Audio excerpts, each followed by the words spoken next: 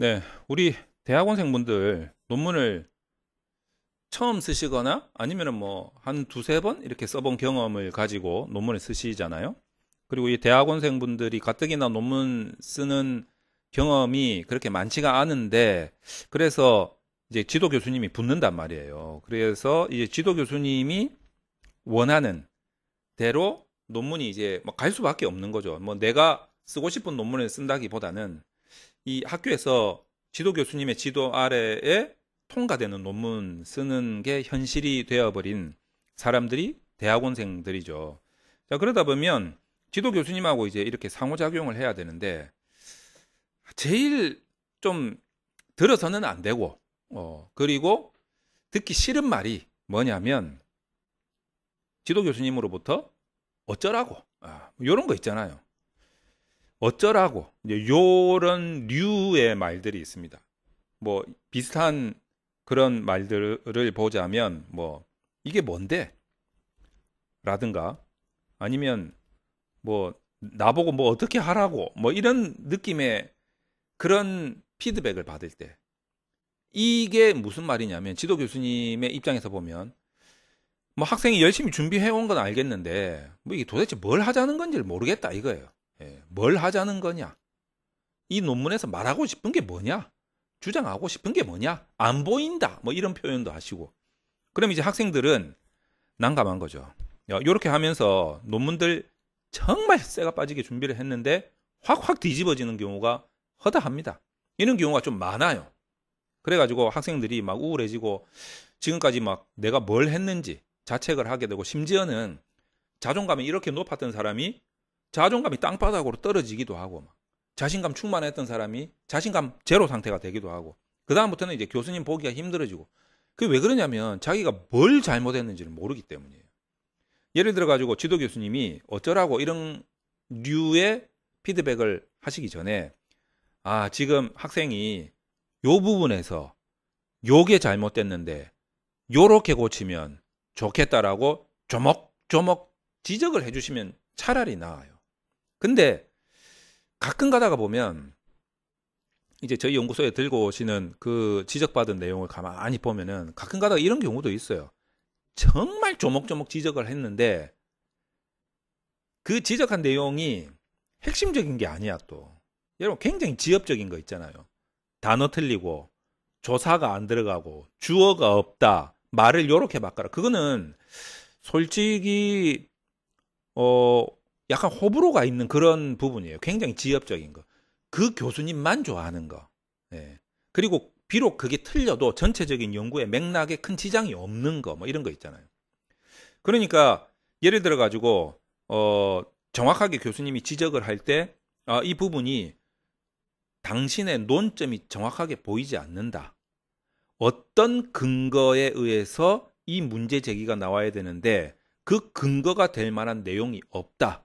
라든가 학생이 요 근거에 의해서 요런 문제 제기를 한 것까지는 좋다. 하지만 현실적으로 봤을 때 학생이 그 문제를 해결하기 위해서 어떻게 자료를 수집해서 풀어 나갈 것인가 라든가 뭔가 그 연구에 있어서 핵심적인 부분을 정확하게 파악을 해서 교수님이 피드백을 주신다면 그것만큼 학생 입장에서는 명쾌한 게 없죠. 근데 그게 아니고 그냥 어쩌라고 뭐가 안 보인다. 네가 말하는 게 뭔데? 하고 그냥 퉁치고 나가. 이래 해버리면 학생 입장에서는 이제 여전히 모르는 상태가 되는 거예요.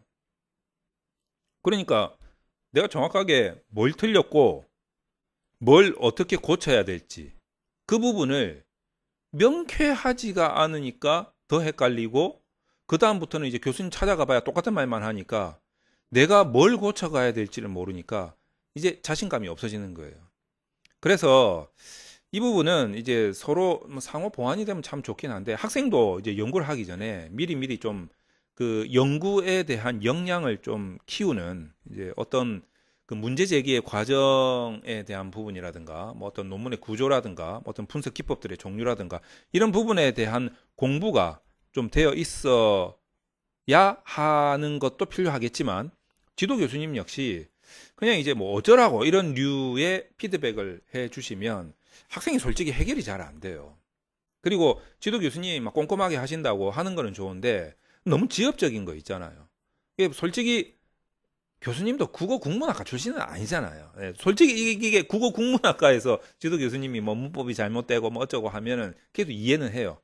근데 지도 교수님도 뭐 국문학자가 아니잖아요. 근데 뭐 문법 같은 거 지적을 하고 있고 빨간펜 선생님처럼 그렇게 할 필요도 없고 그거야 뭐 문법이야 뭐 예를 들어 가지고 예?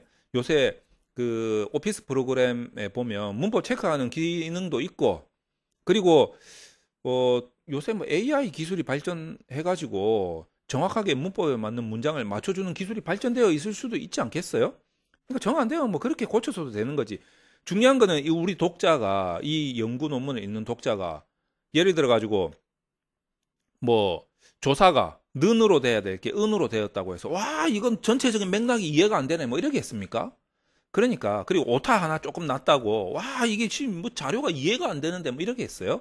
읽는 사람이 이런 사소한 예? 문법적인 오류가 있다고 해서 그 논문 전체가 이해가 안 된다면 그 논문을 읽는 사람이 좀 이상한 사람 아니겠어요? 그래서 이런 지엽적인 문제는 나중에 예, 논문 끝날 때 이거 계속 쪽팔리잖아. 그러니까 네가 문법적인 거 전체적으로 한번 잘 다듬어 가지고 보완을 해라. 이렇게 그거를 퉁쳐서 이야기를 하면 되는 거고 정확하게 논문의 핵심적인 뭐 논리 구조라든가 어떤 뭐 근거의 부족이라든가 아니면은 뭐 논점이 너무 여러 개라서 이론적인 배경이 너무 많이 설명돼야 되니까 이거는 연구를 좀 나누자라든가 뭐 이런 분석 기법에 대한 문제라든가 이런 것들은 지도 교수님이 핵심적인 부분이기 때문에 그건 좀 정확하게 좀 교수님이 이렇게 하라라고 하셔도 되겠지만 이 근거에서는 이런 문제가 나올 수 있고 만약에 이 문제 제기를 하기 위해서는 이 근거가 필요하지 않겠냐라든 이런 경우의 수를 좀 대안까지 마련해 주시면서 피드백을 주시면 좋지 않겠나 이거죠.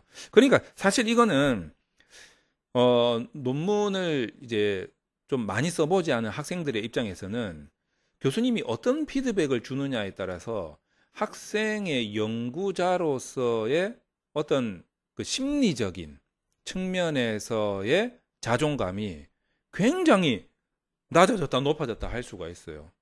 굳이 학생들의 자존감을 일부러 짓밟을 필요는 있겠나라는 생각이 좀 듭니다. 그래서 이 부분은 상호 보완적으로 학생도 공부를 좀 해야 되고 지도 교수님도 피드백을 좀 핵심적인 부분을 정확하게 이렇게 주시는 게 좋지 않겠나 뭐 이렇게 생각을 합니다.